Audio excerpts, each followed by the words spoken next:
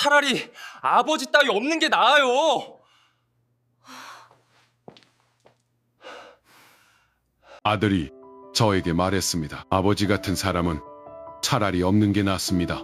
그날 저는 집을 나왔습니다. 그리고 몇 달이 지난 어느 날 베란다 밖에서 창문 너머로 들여다본 제 집 거실에서 제 가족은 제가 없어진 이후로 처음으로 웃고 있었습니다. 그 웃음이 저를 완전히 무너뜨렸습니다. 오늘 제가 하려는 이야기는 제가 틀렸다는 이야기입니다. 평생 가족을 위해 살았다고 믿었지만 사실은 가족을 짓눌러 왔던 한 남자의 이야기입니다. 그리고 그 진실을 깨달았을 때 이미 돌이킬 수 없을 만큼 늦어버린 사람의 이야기입니다. 끝까지 들어주십시오. 저는 경상도 작은 마을에서 태어났습니다. 넉넉하지 않은 집이었습니다. 아버지는 일용직이었고 어머니는 부업으로 남의 집 농사일을 도왔습니다. 형제가 5이었는데 저는 둘째였습니다.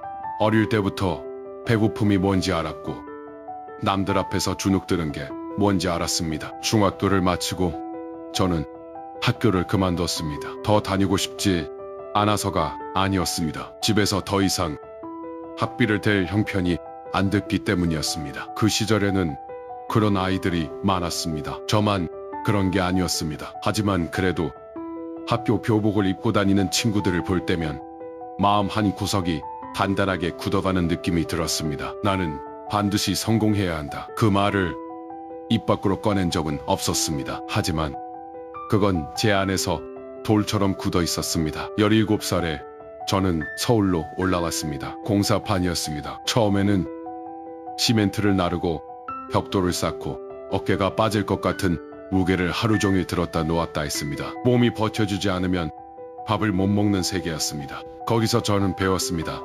쓰러지면 안 된다는 것을, 아프다는 소리를 하면 짐이 된다는 것을. 그 공사판에서 저는 5년을 보냈습니다. 손에 굳은 살이 박이고 손가락 마디가 굵어지고 여름이면 온몸이 새까맣게 탔습니다. 하지만 저는 단순히 인부로 남아있지 않았습니다. 눈으로 기술을 훔쳤습니다. 타일 붙이는 법, 배관 연결하는 법, 전기 배선 기초시키지 않아도 배웠습니다. 일이 끝난 밤에도 남아서 봤습니다. 이 기술만 있으면 절대 굶지는 않는다. 그게 제 신념이었습니다. 25이 되던 해에 저는 소규모 인테리어 팀을 꾸렸습니다. 처음에는 2명이었습니다. 저 포함해서 작은 주택 수리, 도배, 화장실 공사 큰일은 아니었지만 성실하다는 소문이 퍼지면서 일이 늘었습니다. 저는 견적보다 더 잘해줬고 약속한 날짜보다 일찍 마쳤습니다. 그게 저의 방식이었습니다. 그 무렵 아내를 만났습니다. 동네 친구 소개였습니다. 아내는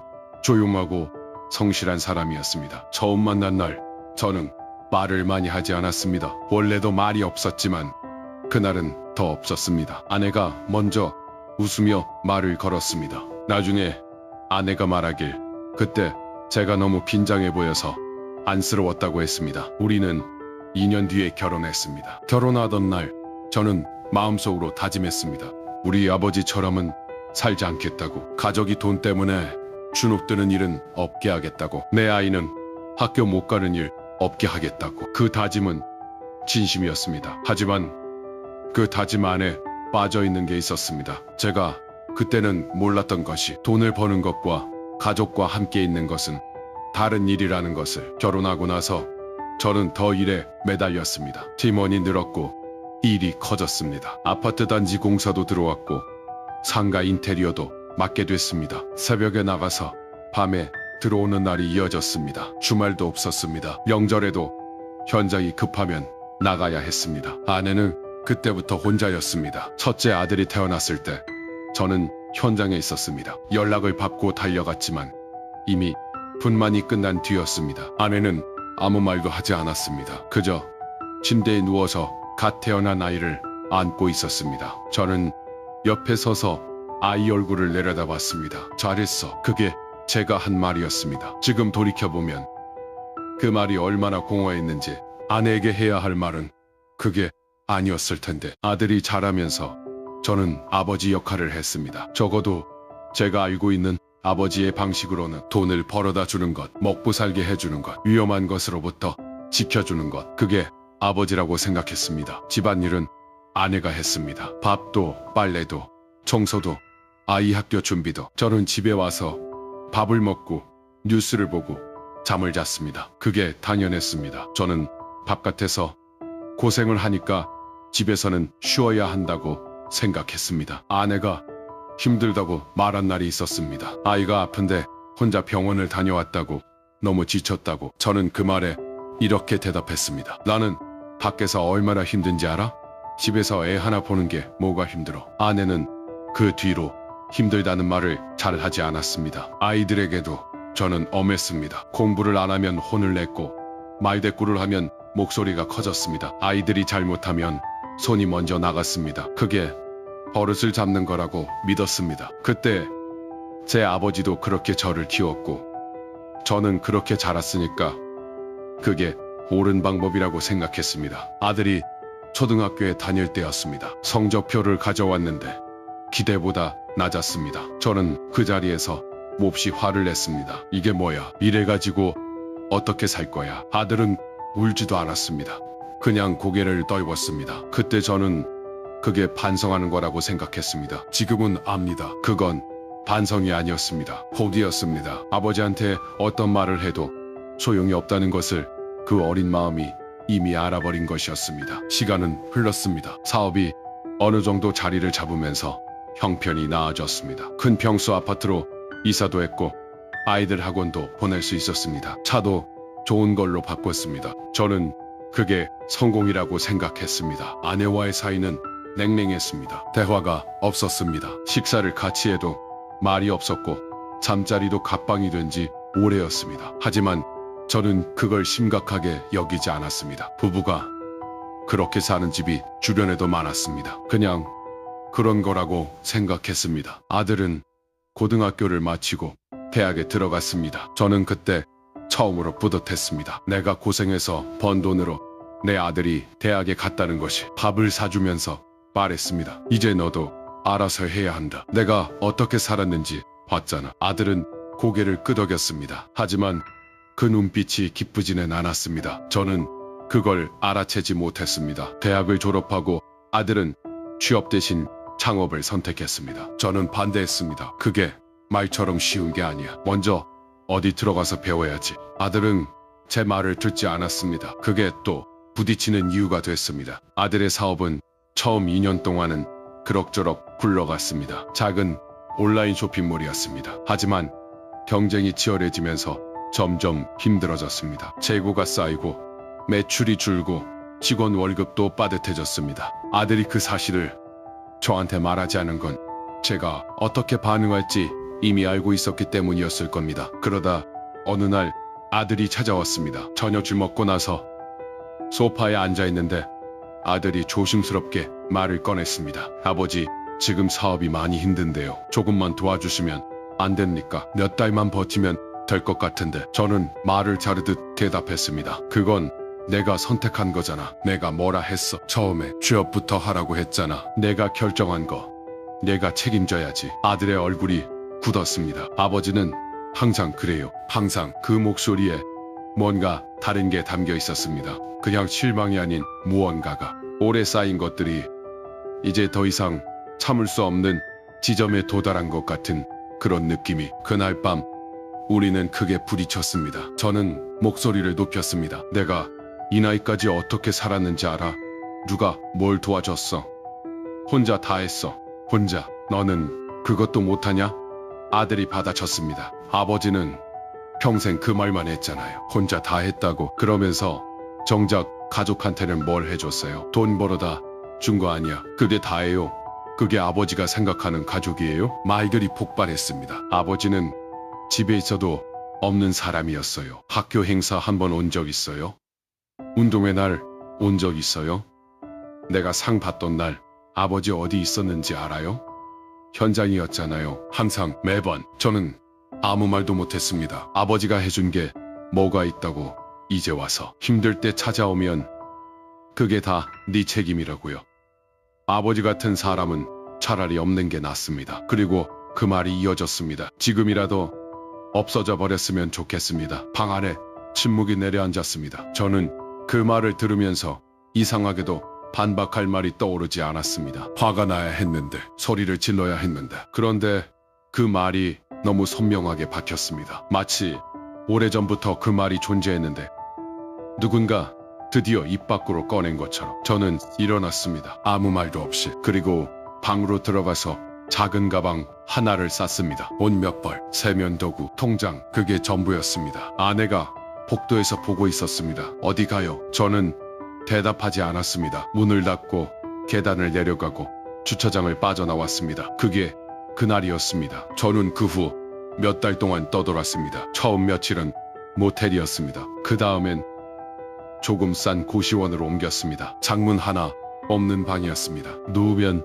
천장이 코앞이었습니다. 거기서 저는 처음으로 혼자 밥을 해결했습니다. 편의점, 도시락, 컵라면, 가끔 김밥. 집에서 아내가 차려주던 밥상이 얼마나 당연하게 여겨졌는지 그 방에서 비로소 알았습니다. 이상한 일이 벌어졌습니다. 그 좁은 방에서, 아무도 없는 그 공간에서 저는 생각하기 시작했습니다. 평생 처음으로 제대로. 공사판에 있을 때는 몸이 너무 고돼서 생각할 여유가 없었습니다. 사업을 키울 때는 다음 현장, 다음 계약, 다음 목표만 보였습니다. 집에 있을 때는 피곤했습니다. 그냥 쉬고 싶었습니다. 그런데 그 방에서는 달아날 곳이 없었습니다. 비 오는 날이었습니다. 창문이 없는 방이라 바깥 날씨를 볼 수는 없었지만 복도 끝 환기창에서 빗소리가 들렸습니다. 그 소리를 들으면서 오래전 기억이 올라왔습니다. 아들이 초등학교 2학년 때였습니다. 가을 운동회였습니다. 아내가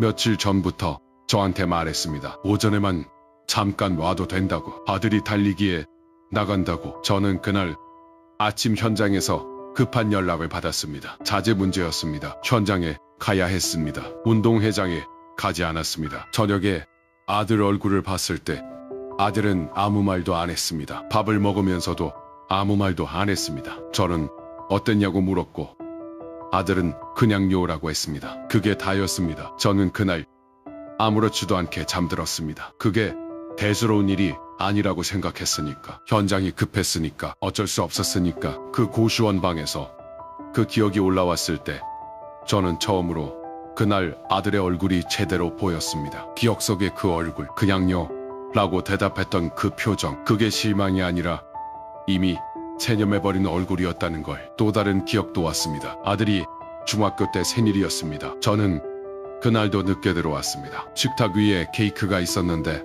초가 이미 다 꺼져 있었습니다. 아내 혼자 치운 거였습니다. 저는 그걸 보면서 왜 이렇게 늦게 먹냐고 했습니다. 아내가 조용히 말했습니다. 애 기다리다 먹었어요. 저는 그냥 먹지 왜 기다려라고 했습니다. 그리고 아무 일도 없었다는 듯이 세면대로 갔습니다. 그 기억이 떠오르는 순간 뭔가가 가슴 안에서 무너지는 것 같았습니다. 그때 아내가 얼마나 오래 기다렸을지, 아들이 얼마나 기다렸을지, 그리고 제가 한 말이 그 기다림에 얼마나 무심했는지 또 있었습니다. 아내가 한 번은 저한테 말했습니다. 배가 자주 아프다고, 병원에 가봐야 할 것 같다고. 저는 그 말에 내가 얼마나 바쁜지 알잖아.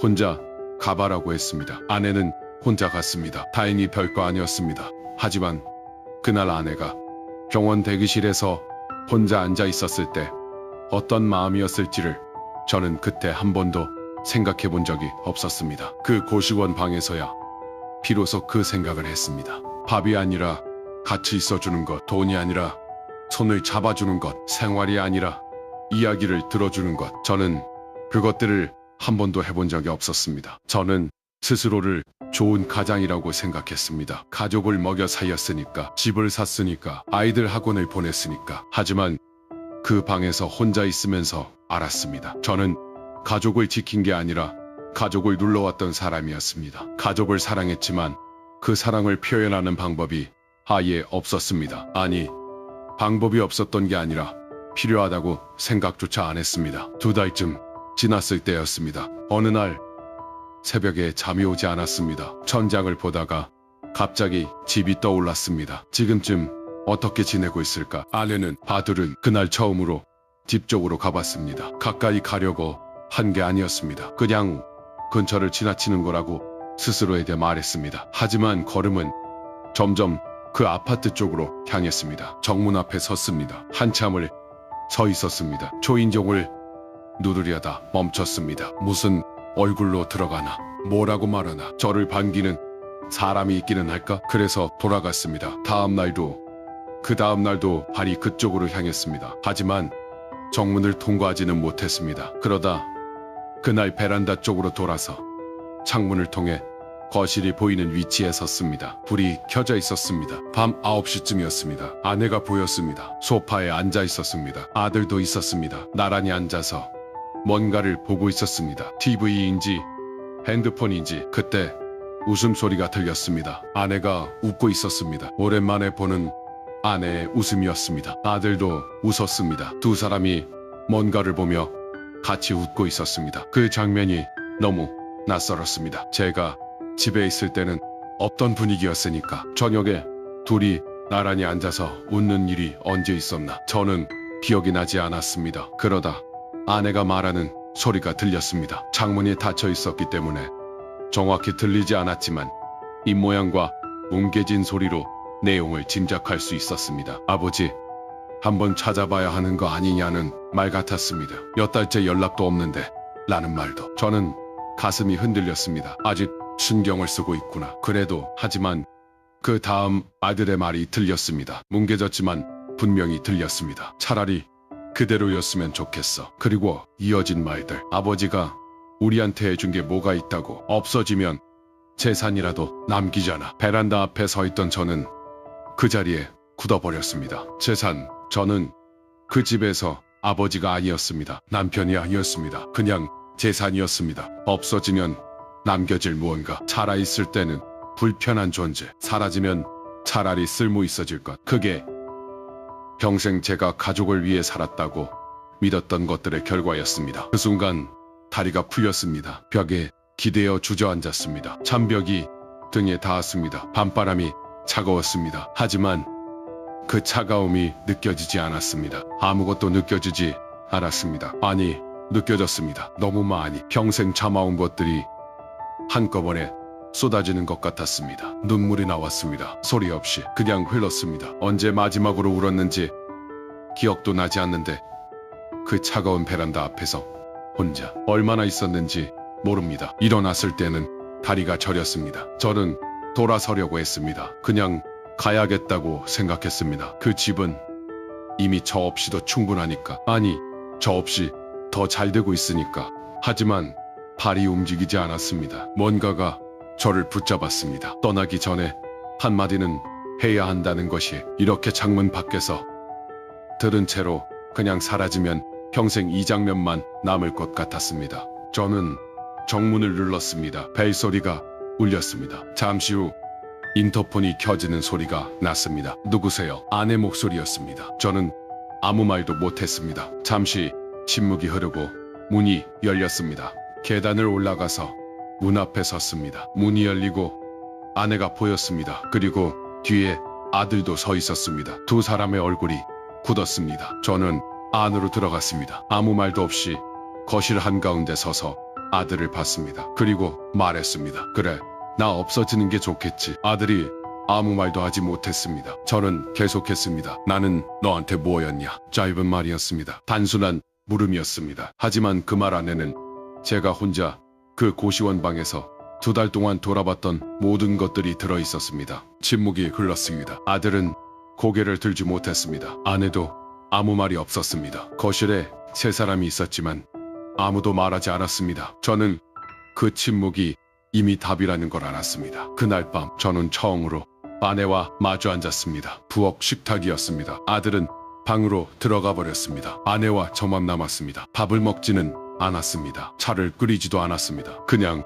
앉아 있었습니다. 한참이 지나고 아내가 말했습니다. 많이 힘드셨어요. 저는 대답하지 못했습니다. 힘들었냐고요? 저는 지금 그게 중요한 게 아니라는 걸 알면서도 그 말에 뭔가가 목에 걸렸습니다. 당신은 그게 제가 할 수 있는 전부였습니다. 아내는 잠시 있다가 대답했습니다. 저도요. 그 2글자가 20년 이상의 결혼 생활 동안 한 번도 제대로 나눠본 적 없는 대화처럼 들렸습니다. 그냥 저도요였는데 그 안에 얼마나 많은 게 담겨 있었는지. 저는 그날 밤 처음으로 아내가 어떻게 살았는지를 진심으로 생각했습니다. 새벽에 혼자 아이를 병원에 데리고 갔던 날들, 제가 현장에 있는 동안 혼자 아이들을 키웠던 날들, 제가 집에 와서 피곤하다며 소파에 누워있는 동안 부엌에서 혼자 설거지를 하던 밤들, 저한테 힘들다고 말했다가 핀잔만 들었던 날들, 그러면서도 그 사람은 30년 가까이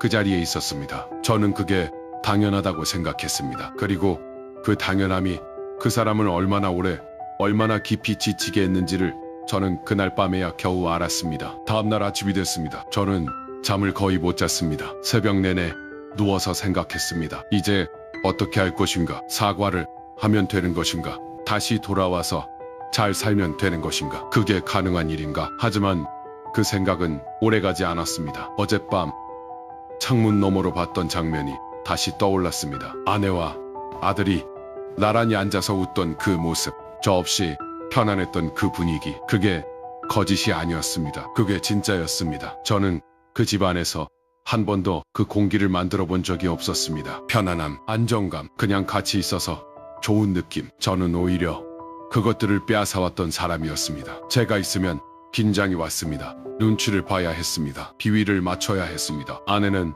밥을 차려야 했고 아들은 조용해져야 했습니다. 그게 저였습니다. 제가 없으면 편안했습니다. 그 사실을 부정할 수 없었습니다. 아침에 아내가 일어났습니다. 저는 이미 짐을 싸고 있었습니다. 아내가 물었습니다. 어디 가요? 저는 천천히 대답했습니다. 나는 돌아갈 수 있는 사람이 아닌 것 같아. 아내의 눈빛이 흔들렸습니다. 그게 무슨 말이에요? 내가 여기 있으면 더 좋아지는 게 없어. 나도 알고 당신도 알잖아. 아내가 말을 하려다 멈췄습니다. 저는 가방을 들었습니다. 미안해. 늦게 알았어. 그리고 문을 나섰습니다. 나는 돌아가지 않기로 했습니다. 그 집은 제가 평생 지키려 했던 집이었습니다. 제가 땀 흘려번 돈으로 사고 유지하고 자랑스럽게 여겼던 집이었습니다. 하지만 나는 한 번도 그 안에서 가족이었던 적이 없었습니다. 가장이었고 생계 책임자였고 공급자였습니다. 하지만 가족이 서로에게 필요한 것, 온기, 이야기, 곁에 있어주는 것, 그것을 저는 한 번도 제대로 준 적이 없었습니다. 아니, 정확하게 말하면 그게 필요하다는 것 자체를 몰랐습니다. 저는 가족을 사랑했습니다. 그 마음만큼은 거짓이 없었습니다. 새벽에 일어나서 현장에 나가던 것도, 손이 부서지도록 일했던 것도, 몸이 아파도 쉬지 않았던 것도 다 가족 때문이었습니다. 하지만 그 사랑은 틀린 방식이었습니다. 사랑은 돈으로 증명되는 게 아니었습니다. 사랑은 희생만으로 완성되는 게 아니었습니다. 사랑은 상대가 받았다고 느껴야 비로소 사랑이 되는 것이었습니다. 나는 주고 있다고 생각했습니다. 하지만 상대는 받았다고 느끼지 못했습니다. 그렇다면 그것은 사랑이 아니라 그냥 내 방식의 강요였습니다. 그걸 깨달은 것은 이미 너무 늦은 뒤였습니다. 이 이야기를 꺼낸 이유가 있습니다. 혹시 지금 이 글을 읽으면서 어딘가 불편한 사람이 있다면, 내 이야기 같다는 생각이 드는 사람이 있다면 아직 늦지 않았을 때 물어보십시오. 나는 가족에게 어떤 사람인가? 나는 가족을 사랑한다고 믿는데 가족도 그렇게 느끼고 있는가? 그 질문이 불편하다면 이미 균열이 있다는 뜻입니다. 저처럼 베란다 밖에서 창문 너머의 웃음을 바라보게 되기 전에, 저처럼 재산이나 남기면 되잖아라는 말을 듣게 되기 전에 오늘 집에 들어가서 그냥 한번 물어보십시오. 요즘 어때? 그 한마디가 제가 평생 하지 못한 것입니다. 나는 돌아가지 않았습니다. 하지만 당신은 아직 돌아갈 수 있습니다. 그 집안에서 지금 이 순간에도